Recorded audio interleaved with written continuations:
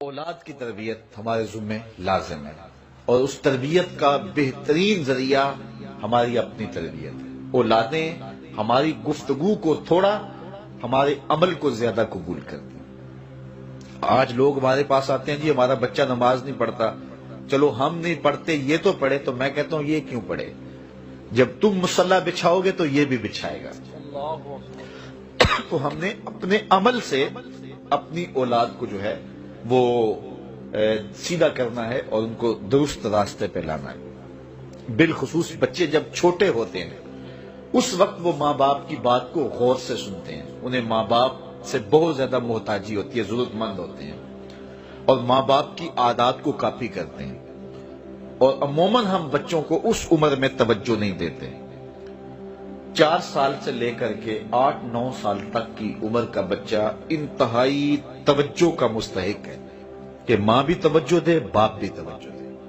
اس کے بعد پھر آہستہ آہستہ وہ مانوس ہونے لگتا ہے اپنے دوستوں سے، اور بالخصوص 12-13 سال کے بعد وہ مانوس ہو جاتا ہے اپنے دوستوں سے۔ پھر اس نے جو سیکھنا ہے وہ دوستوں سے سیکھتا ہے۔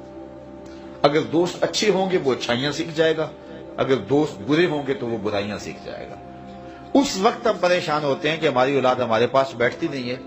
اصل اس کی اب بیٹھنے کی عمر نہیں رہی، کیونکہ وہ تمہارے ہم عمر نہیں ہے کہ تمہارے ساتھ بیٹھیں، اور اب وہ بچے بھی نہیں رہے تو وہ اپنی ہم عمر نسل کو تلاش کریں گے۔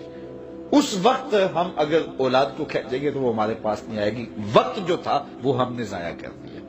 لیکن ہمیں پھر بھی اس دور میں اولاد سے غافل نہیں ہونا چاہیے۔ ہمیں ایک تو کوشش کرنی چاہیے کہ اچھے لوگوں کی دوستی ان بچوں کے ساتھ جو ہے وہ پیدا کرنے کی کوشش کریں۔ المرء علی دین خلیلہ فلینظر احدکم من یخالل، رسول اللہ صلی اللہ علیہ وسلم نے ارشاد فرمایا ہر شخص اپنے دوست کے دین پہ ہوتا ہے، تو جب وہ دوستی لگانے لگے تو دیکھے کہ وہ دوستی کس سے لگا رہا ہے۔ تو جب یہ عمر بچوں کی پہنچ جائے تو اس وقت یہ خیال کیا جائے۔ اور حضرت سیدنا علی المرتضیٰ رضی اللہ تعالی عنہ نے فرمایا کہ 15 سال سے لے کر کے 20 سال تک کی عمر انتہائی اہم عمر ہے، اور اس عمر میں ہی نظریات بنتے ہیں اور خیالات پختہ ہوتے ہیں۔ تو جس نے اس عمر کو سنبھال لیا اس نے اپنی زندگی سنوار لی، اور جس کی یہ عمر بگڑ گئی اس کا سب کچھ بگڑ گیا۔ اس وقت میرے خیال کے مطابق 15 سے 20 سال تک کی اس عمر کو دوست بھی نہیں اتنا بگاڑ سکتے، معاشرہ بھی اتنا نہیں بگاڑ سکتا۔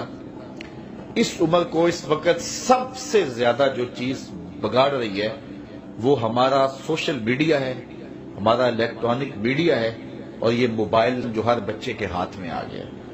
تو کم از کم 15 سال سے لے کر 20 سال تک کی عمر کے بچوں کو آپ موبائل لے کر نہ دیں، اور انتہائی ضرورت پر ان کو استعمال کرنے کی اجازت دیں۔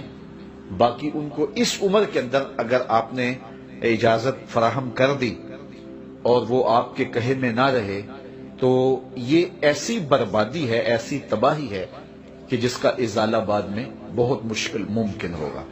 اس لیے اس وقت سب سے زیادہ ہمیں جو چیز نقصان پہنچا رہی ہے، ہماری معاشرت کو جو چیز کھوکھلا کر رہی ہے وہ یہ چیز ہے۔ یہ میں کل کی ایک رپورٹ پڑھ رہا تھا انڈیا کی، کہ انڈیا کا جو معاشرہ ہے اس میں جو نوجوان ہیں وہ بالکل اس میڈیا کی وجہ سے برباد ہو گئے، اور پاکستان میں بھی اس کے اثرات جو ہیں وہ بہت سارے ہیں۔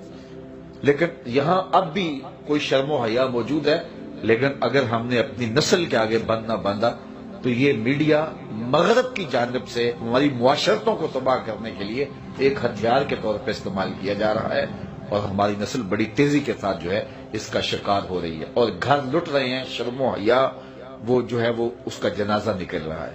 تو اس حوالے سے والدین کو خصوصی توجہ دینے کی ضرورت ہے۔ پھر ہاتھ ملیں گے تو پھر جو ہے وہ اس کا کوئی علاج نہیں۔